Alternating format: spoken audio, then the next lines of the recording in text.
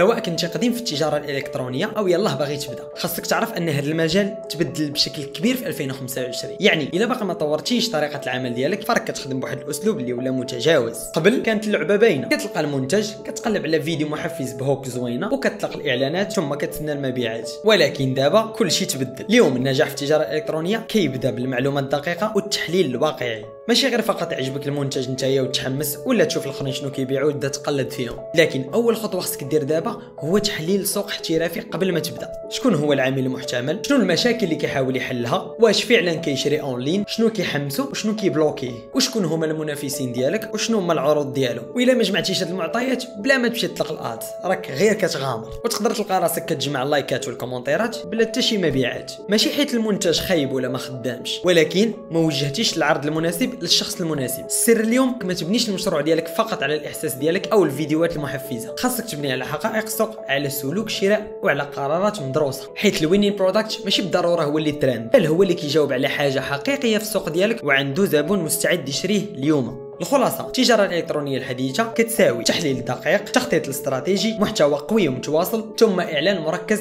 للعميل ديالك.